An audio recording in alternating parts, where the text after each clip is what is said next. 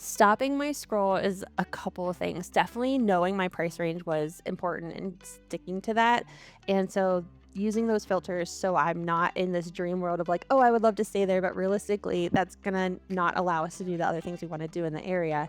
So honing in on that price range, being realistic to that, and then looking through those pictures. So pictures, that kind of key marketing piece is true, whether it's a house for sale, a vacation rental or a midterm rental for us, those pictures are going to be key because I'm signing leases sight unseen. Welcome to the Landlord Diaries, where we talk about midterm rentals and the opportunities behind them. We'll share landlord stories, talk about maximizing investment potential, and discuss how to live the very best landlord life. This podcast is proudly brought to you by Furnished Finder, the leader and largest online marketplace for midterm rentals. Remember to like and subscribe if you enjoy our content. From Chicago to Bozeman, Austin, and beyond, Chelsea Kimlel and her fiance Josh have spent the last 2.5 years living exclusively in Furnished Finder rentals as digital nomads, with 10 cities under their belt and midterm stays ranging from $2,200 to $3,000, with a 2 to 5 month duration per stay. They've seen the best of midterm rental living.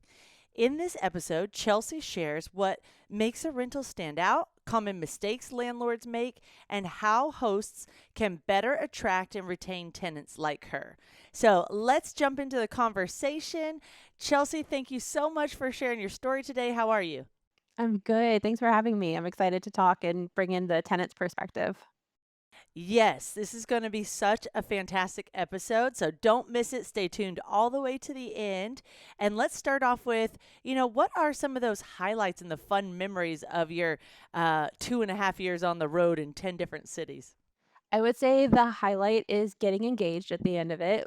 We started as a love story to see how would this long distance relationship do, Josh and I, when we're close quarters, when we're no longer long distance, we're no distance away from each other.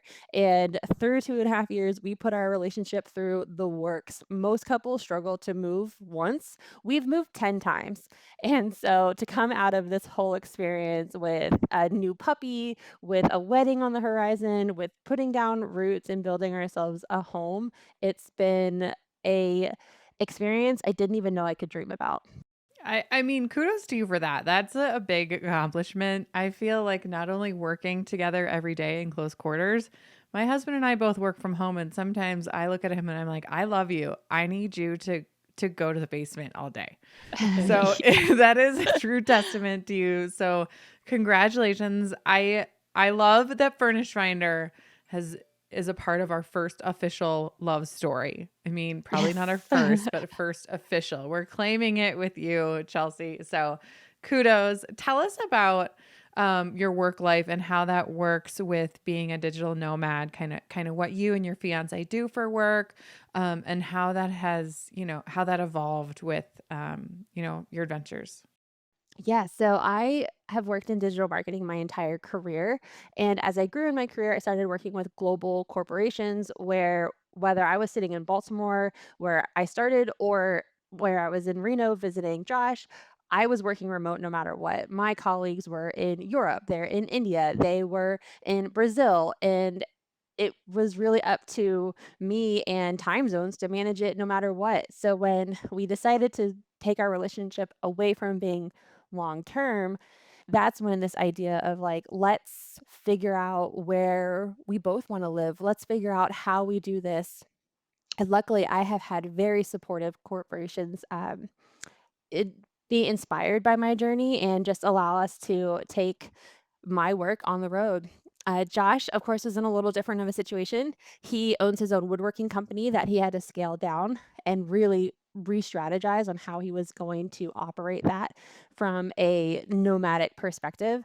But he's also just such a charmer and easygoing person that he enjoyed picking up odd jobs here, there, and everywhere that either helped his future in the woodworking field or just got him really acquainted with the areas really fast because we both love food, we both love cities, we both love to explore, and so when he'd be driving around doing, like, pizza delivery, he'd come home so excited about this restaurant that he's found or this seafood shop he wants to try out or this market, and it just really allowed us to explore places that much better. Yeah, and I love that y'all went about it in a different way than probably a lot of digital nomads too. I feel like when I hear digital nomad, I think whimsical, right? And you guys mapped out your journey before you even started. And I don't know if you knew it was going to be 2.5 years or how long, but you knew you made a list of places that you wanted to go. Tell us about that a little bit and what tools you might have used to help you build that travel mapping. So for our travel map, it relied one on me because the funny story is, as the person who pitched being a digital nomad and driving across the country to live in different places, I hated driving. I would not drive more than 3 hours. That was insane amount of time for me to be behind the wheel. So I was like, yeah, sure, let's go somewhere and drive 10 hours in a day. Let's go 11 hours in a day. So when it came to mapping it out, it was first of like, how can we make this where I'm not gonna go crazy in a car for a day at a time? What places and what does the map look like? What does the seasons look like of where we wanna be, when we wanna be there? And it started with what was a halfway point kind of for us, which Josh would agree, it's not halfway. He had to do a lot more driving to get to Chicago from Reno than I did from Baltimore, but it started there, and then sometimes we had certain events. We had a wedding in Florida, so we designed our roadmap around that. And then it was just a matter of, yeah, where do we want to be when? We wanted to be in Lake Tahoe in the summer. We wanted to be in Minnesota in the summer. We wanted to be Bozeman in the winter. And it all just kind of fell into place after we identified some of these top cities and top areas we wanted to visit. And just a quick reminder, if you're traveling on a budget or you kind of want to map out what that will look like expense wise for your journey, whether you're on a budget or not, we have furnishedfinder.com/stats. It's a great tool to kind of see what the average price is for room rentals, 2 to 3 bedroom homes, etc. So jump on there and check it out. It covers nationwide. And then, Chelsea, now that you've wrapped up your 2.5 years. You've been to 10 different cities. I'm curious, where did you and Josh end up landing now that y'all are engaged and getting married? We landed in the Twin Cities of Minnesota. We stayed here in 2023 for the summer and fell in love. We loved that it had diversity in food, it had diversity in people. We loved that there was professional sports, live theater, international airport, four seasons. Surprisingly, became very important to us after living in very hot places like Sedona, Arizona, and Austin, Texas area. So we were thrilled to be like, yes, we are people who need all four seasons. And so it just fell into place and we have zero regrets. All right, Chelsea. Well, I want to dive in here because you're our first tenant that we've had on the show. And I think this is like such a cool opportunity for landlords because you get to hear from the horse's mouth, right? Like all of our audience today gets to hear like what is it like to be a traveler? What are you looking for? How can someone stand out? So there's just so many good insights that I want to pick your brain on. So we're just going to get started and dig in. Tell us what you look for in a rental. Like you're on Furnished Finder, you're ready to go to the next city. And it's kind of like step one, like what grabs your attention? What is really important for you? And what are kind of like your top, like your must-haves? Our must-haves have always been kind of consistent in 2.5 years. It was more than one bedroom because we had guests in every location that we went to. Someone wanted to visit us. Preferably a third bedroom for an office, but that was very uncommon, so some kind of workstation because I needed to be able to set up a workstation that was comfortable because that's where I was gonna be spending 8, 9 hours straight every day, Monday through Friday, and so that was non-negotiable. Our dog coming with us, non-negotiable. I needed a place that was pet welcome and didn't have pet restrictions such as s under 10 pounds or something like that. Utilities included made it so much easier, so that became a non-negotiable as soon as we started, and then from there, we really honed in on what were those nice to haves that we would not necessarily identify as a requirement until now that I'm reflecting, and that was things like storage space. If there was a garage or shed for Josh to set up his workshop in, that was important to us. and then a kitchen and a comfortable living space because we're not short-term renters. We're not coming in just to sleep and then go explore the area. We're living here. We're watching movies. We are making dinner together. We're taking our dog on walks. So having that really comfortable, homey environment was really important to me. So whether it was something that was decorated super modern or not, it was more important that it felt like home for however long we were going to be there. Today's episode is proudly sponsored by Furnished Finder, the ultimate platform for hassle-free midterm rentals. Whether you're a seasoned landlord or just getting started, Furnished Finder has everything you need to find your next tenant. With Furnished Finder, you can say goodbye to booking fees, markups, and commissions, and hello to direct bookings. If you're ready to experience all the benefits renting your property for 30 days or more, head over to furnishedfinder.com where you can list your property for one low annual price. We make it easy to get started. So what is the first way that you start to find these? Is, you're going on Furnished Finder, are you doing the scroll? What makes you stop your scroll? Because as landlords, we're all trying to attract amazing tenants. We know they're searching on Furnished Finder. What makes you stop your scroll? Stopping my scroll is a couple of things. Definitely knowing my price range was important and sticking to that. And so using those filters so I'm not in this dream world of like, oh, I would love to stay there, but realistically, that's gonna not allow us to do the other things we want to do in the area. So honing in on that price range, being realistic to that, and then looking through those pictures. So pictures, that kind of key marketing piece is true, whether it's a house for sale, a vacation rental or a midterm rental for us, those pictures are going to be key because I'm signing leases sight unseen. I need to feel confident that this place is going to look in real life the way I'm perceiving it to be online. So if pictures are clearly screenshots from a phone, if they're poor quality, if I see that kind of just furniture has been thrown in and not really uh, I don't wanna say strategically, but not crafted in a way that's gonna be comfortable, then I'm gonna keep scrolling past. And so I'm stopping when I'm seeing king size beds in the photos. I'm stopping when I'm seeing updated kitchen appliances that are going to mean we're cooking delicious meals. I'm stopping when I see a couch that we can cuddle in. And I'm stopping when I see a space where my dog can have a bed on the ground and be comfortable as well. So those are kind of the things that are going to make me stop when I'm scrolling through all of those photos. Yeah, I think that's so huge. I mean, photos truly are like the cover to your book, right? And Yeah. everybody says, the cover of a book doesn't matter. Don't judge a book by its cover, but we do. Like every single day we do. It is hugely, hugely important. Guys, if you do not have amazing pictures that, like Chelsea's saying, show off your space. I love how you said has room for you to put your dog's bed, right? I mean, heck, like if you're a pet friendly place, put a picture of a dog on the wall, right? Like put a hook for the leashes and take a picture of that. Like make it really clear because your photos are not just showing off that, like, yes, this is a great property. It's clean. It's kept up well. We have the king bed. You're also showing, like Chelsea said, how is someone going to live in it? Like that's such a huge distinction between short term and midterm. Short term, you're looking for like, is it close to the beach? Is it close to where I want to travel? Does it have enough beds? Does it have, you're looking for more of these like, short term qualities that you really, really need. You're not looking to live there. Chelsea's looking for somewhere. Where is she going to put the dog bed?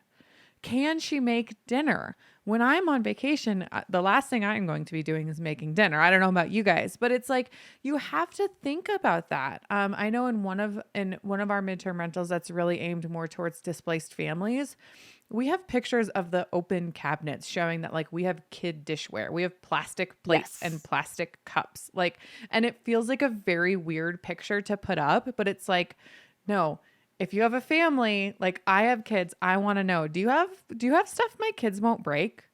So put yourself in that mindset. I think that's so huge and I love that you brought those in. I wanna see closets. I wanna see how much closet space I have. I wanna see a dresser. I don't wanna see clutter. Decorations look beautiful in the pictures, but when I get there, I need a place to put my jewelry box, my makeup.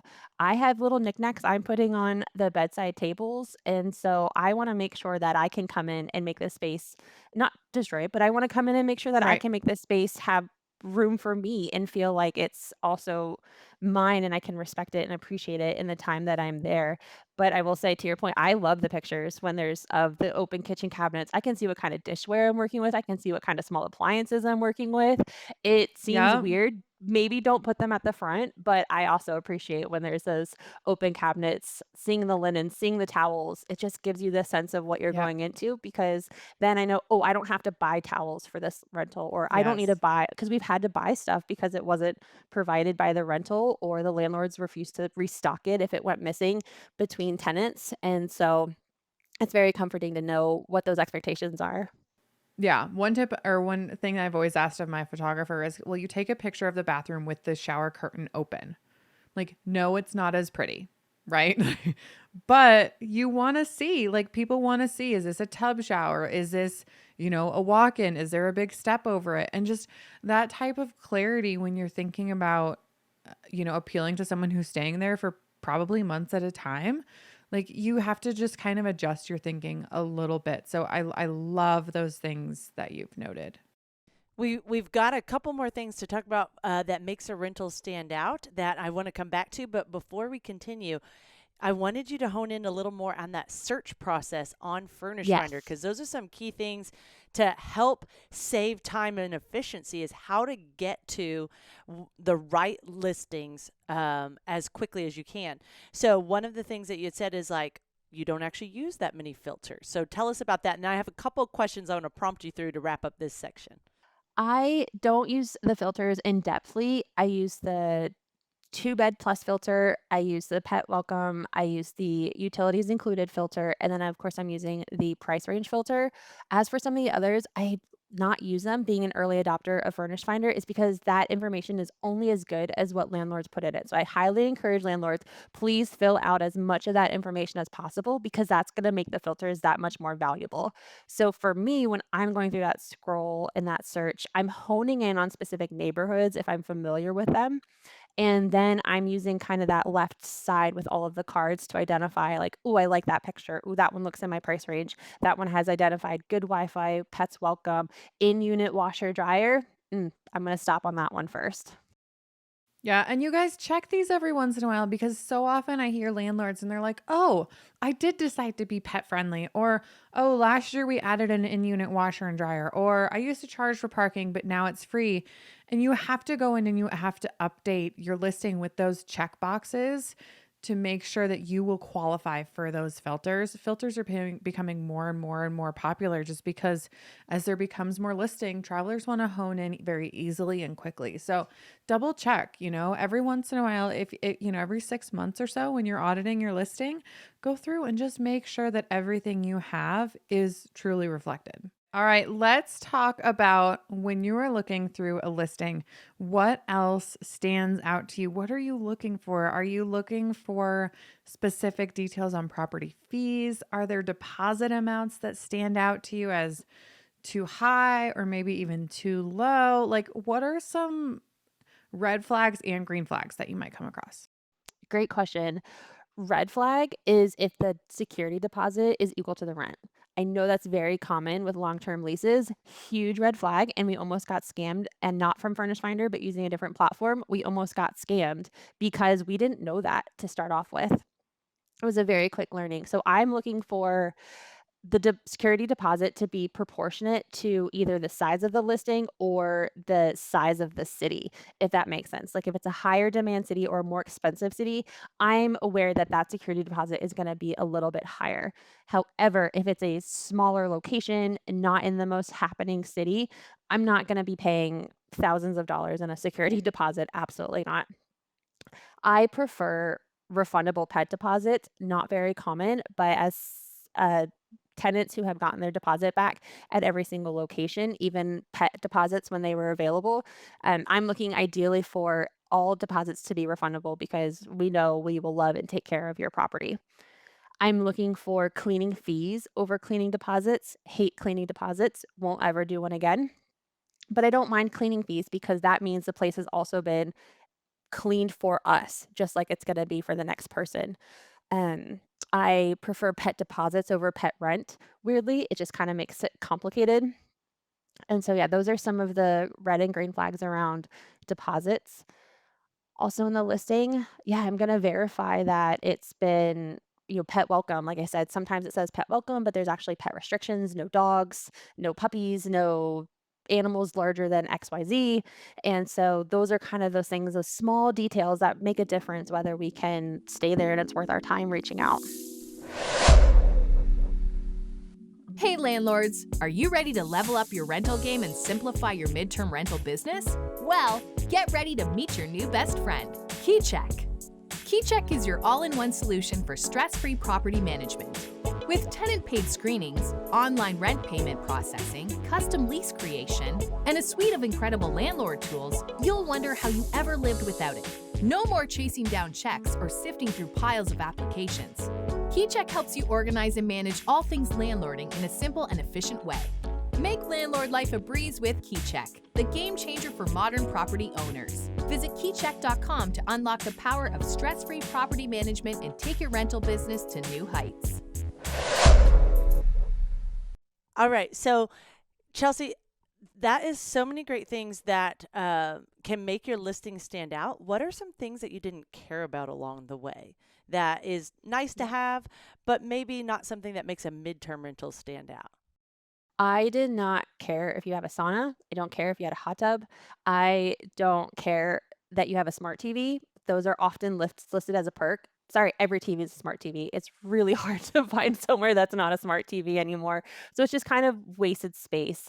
As for saunas and hot tubs, again, they're great for vacation rentals, but we're living here. It's a lot of effort to go make sure everything's running. So when we had a sauna once, we didn't pay extra for it. We used it as storage. It was the only storage space available. A hot tub, our family and our visitors used it way more than we did because it just doesn't it's not part of our natural life and we're not on vacation. We're living here. So those are some of the things where it was like, ugh. We considered places that had pools, but again, that's a lot of liability on us. That's a lot of upkeep. That's a lot of inviting others onto kind of in our space to upkeep those because we're not going to upkeep them. We don't, it would not be something we'd be interested in. And so those were kind of like those are big asks to say like, are we really willing to put in that work and take on that risk? We also will not take on plants, live plants. Yeah, that's a really interesting situation. I as a landlord, I don't know about you, Kelly, but I don't have live plants in any of my properties. I hesitate to put live plants in my own house because they're essentially signing on for their own death. Like I mean, Right. I am terrible at it. So to put that on someone else, that is really interesting.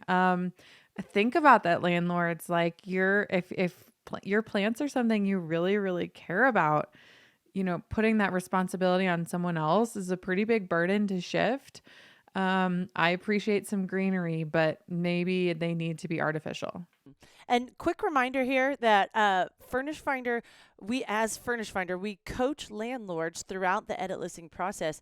It is expected to include utilities in a midterm rental stay. We recommend that. If you don't, just make it clear on your listing since it is common and expected in your midterm rental searching process. The other one is lawn care, right? It's expected that lawn care is included. We want midterm rental travelers that have work-life balance. We want them to be able to come with their suitcase, relax, unwind, and enjoy, very similar to a short-term rental, right? Or to a hotel experience. So try not to put anything or too much on your guests, but vice versa. We want guests to be responsible with the utilities. So some people will put like a utility cap in the lease, things like that. So how do you feel about that, Chelsea? If there Love was a them. utility cap or anything in the Love them. lease? Love them. We Nice. used it as a negotiation tactic. There were a couple places where it was very expensive in that area. And so when we looked and had conversations with the landlords, it was because they were covering themselves from the expense, especially in Bozeman, the expense of the heat. And so we love to negotiate that because in, for example, Bozeman, there was an entire pellet stove that when they had tried to be in short-term rental, people didn't know how to use it. They were using it for ambiance, not as a heat source. So they're using the very expensive base water heater, and that's what they were trying to cover their expenses. We're like, whoa, we get it, but we know how to use a pellet stove to retain heat in a house. We saved them that first month $200 in their heating bill because we were able to negotiate those conversations. We've also used it for first time midterm rental landlords where they're not really sure what it's gonna be like, what those bills are gonna be like. We negotiate caps and say we're willing to pay anything above this. We've never had to pay. Yeah. And I think you guys, this is a good opportunity to remind everybody that like negotiation when you're working with a midterm tenant or traveler isn't like this like hardball negotiation with two people behind solid desks. You're really just trying to find the magic point where it works for them and it works for you. And sometimes there is some movement there. That's why we give you unmatched leads in your dashboard.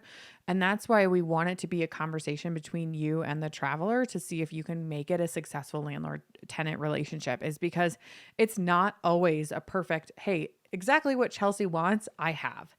It might be that we need to flex a little bit on the budget, but then I can put in things like a utility cap to cover me. Or she has a dog. I'm usually okay with dogs, but not puppies. So she's going to give me a pet deposit. Like there's communication there in a way that is really key to this successful relationship. So every time that, we're talking about negotiations and communications here, they're meant to be these discussions. And that's why, in midterm rentals and on Furnished Finder in particular, we want you to have full control of your bookings. We want you to be able to use your lease template. We want you to be able to customize your leases.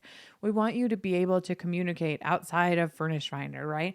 That's why we give you those freedoms and we don't take those booking fees, is because it's just a different process.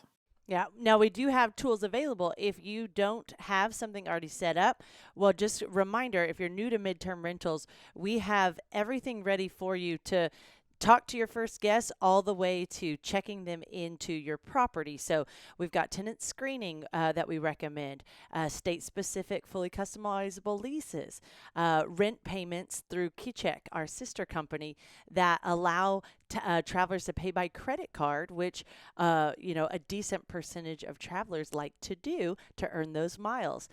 So don't forget to use those tools if you don't already have systems in place for your midterm rental process. Chelsea, the booking process and communication, those are that's really the start of a successful midterm rental process, right? Oh, So let's yes. dive into some of the details there of like how far in advance do you start your search? How many landlords or properties are you normally looking at? How many landlords are you talking to? What does that look like for you? I'm personally starting my search probably as soon as I get to whichever location I'm in. Because it's just too stressful to do it too much in advance. But I honestly just with Furnish Finder didn't need to do it months and months and months in advance. I didn't need to be 6 months or a year in advance. I could be 30 days, 60 days, 90 days. So I'm probably starting my search just trying to understand the market in the next city that we're trying to go to around 90 days. And then when it comes to closer to like 60 days, 45 days, I'm going to start reaching out to those top locations that I've saved throughout my search. And I'm gonna probably hit a dozen of those.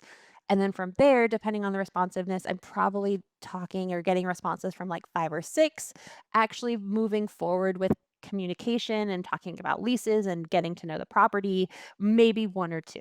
At that point, I've really kinda honed it in because I like to talk through the Furnished Finder app, especially for first connections. I'm not really willing to give out my phone number immediately.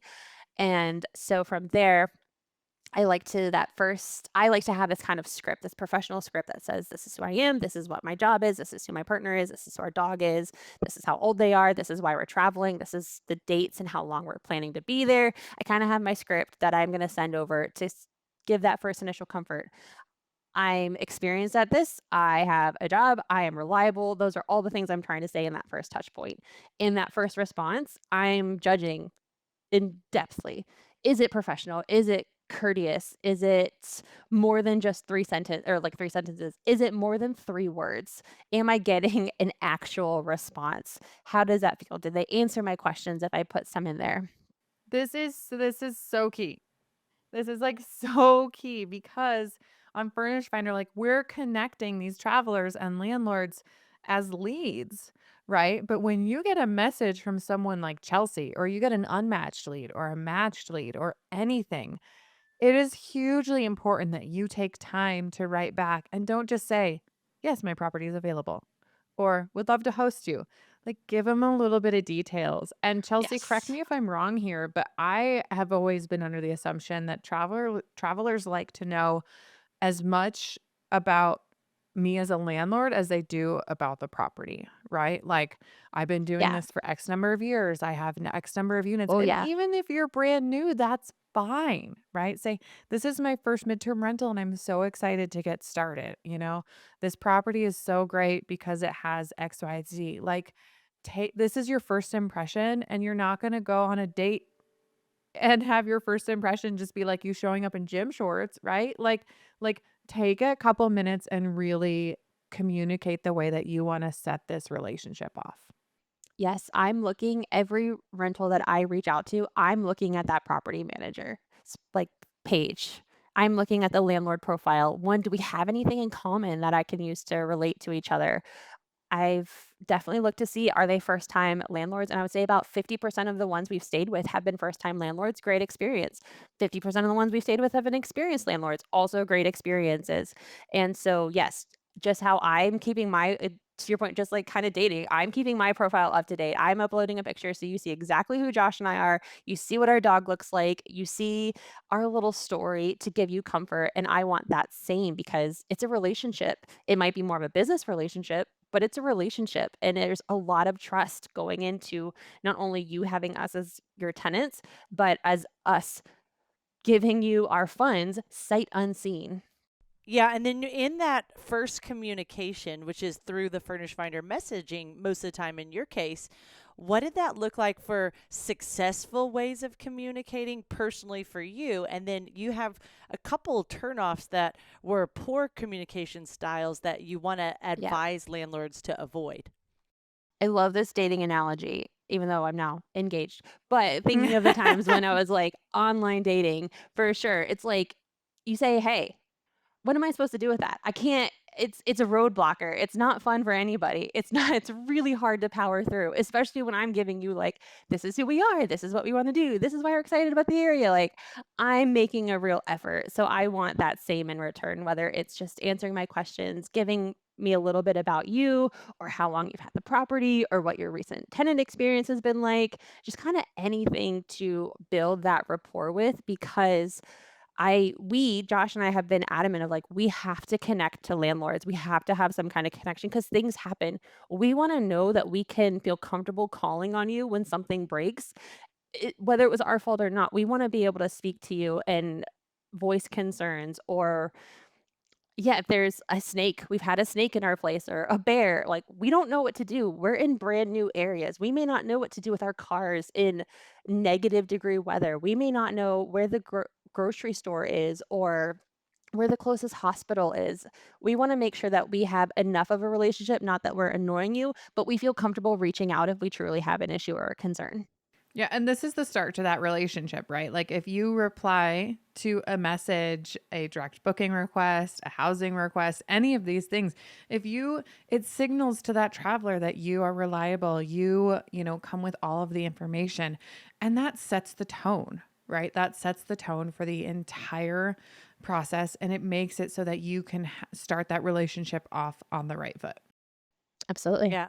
And in regards to that first communication, one thing I want to pull out from what Chelsea was saying was, hey, I gave you all this information. Just, okay, cool. That's not going to work for me. So, No. what I like to do is look for some connecting points in that message that I can then put into my reply. So some things that have come up for some of my 8 midterm rentals in the past would be, if it's a couple traveling, and maybe I'm at the higher end of their budget, well, I go ahead and remind them, hey, you're welcome to have guests come over. There's an extra bedroom. It's great for, work from home setup.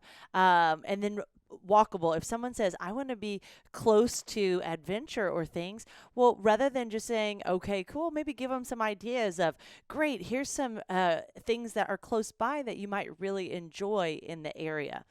And then just to wrap up this section, you mentioned, Chelsea, that the last updated was one of your favorite features that was Yes. added to Furnished Finder recently. So tell us why that's one of your favorites and how quickly do you like to see landlords respond typically?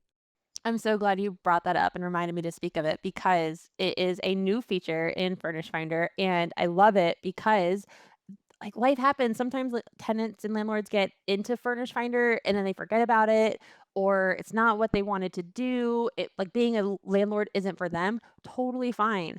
And so when I'm in, especially maybe busier cities where I'm just not getting response or like just consistently being ghosted, not getting response, my inquiries aren't hitting anybody. It's really helpful to see that they have that last updated. So now in these last searches, I was like, "Ooh, they've been on in the last month," or like, "Ooh, they were just on within a week." I know they're active, and I feel like I have a higher probability of getting a response. Yeah, you always want to see if someone's active, right? You want to see that that listing is updated. You want to see that you're working with someone who's involved and not just kind of a background landlord. For sure. So if it's I get that maybe things haven't really changed, but if it's gonna be a year since you've updated your listing, you're gonna go to the bottom of my reach out and inquiry list versus someone who's like, "Ooh, they were on last week, they were on last month." I'm gonna reach out to them. Yeah, and we're wrapping up the episode, and we talked about this briefly earlier, but I wanted you to be able to give more insight into it. You actually like when the midterm rental lease includes details that are I important, do. such as move-in fee structure, the flexibility, etc. So why don't you speak to the lease terms and how that actually was something that made it more confident for you? I do. Yeah, we've had leases that have been pretty general. We've had leases that have been more specific, hence plants.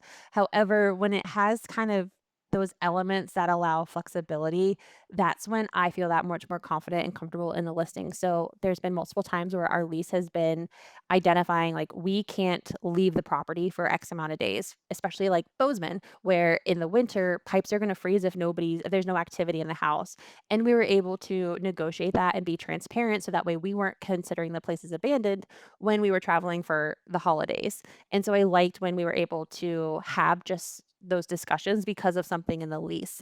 I also appreciated when lease say like, yes, since it is a lease versus a vacation rental, it's expected that we have guests. I don't mind if there's a limit on how many guests or how long, as long as we can have those discussions. So when I knew my parents were coming out for the holidays to visit, I was able to be upfront and say, this is how long they're staying. It is a little longer than the lease allows. Do we have any issues? And we could easily make those adjustments.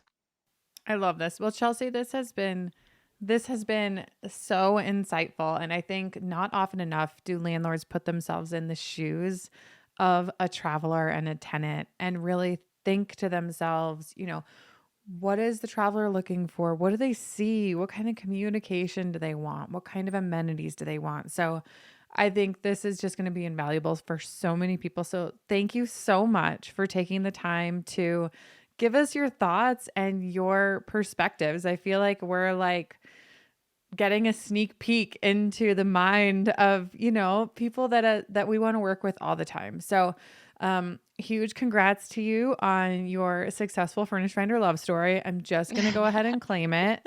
Kelly and I can come to the wedding depending on, the time of year. Um, Sounds but great. this Love has it. just been exceptional. I think we would love to continue to get these insights from you to share with landlords. So landlords, keep on the lookout for hopefully more from Chelsea, because this has just been such a great way for everybody to start the new year, the new quarter, and think about how are you going to make your properties even more appealing for travelers. And Chelsea, thanks for joining us. Why don't you tell everyone about your travel blog and how you'd like others to connect with you if they want to hear more of your story?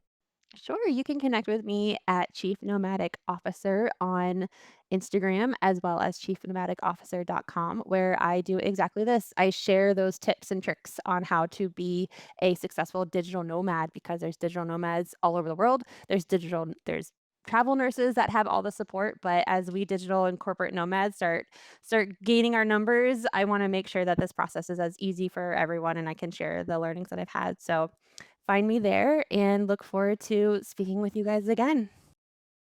Well, thank you all for tuning in, as always, bringing you fresh midterm rental content frequently. So join us again, and don't forget to like, subscribe, comment, share it with a friend. And on YouTube, we have playlists if there's a specific topic you want to dive in and do a deep dive for. Have a great week, and we'll catch you again next time. Bye, everybody.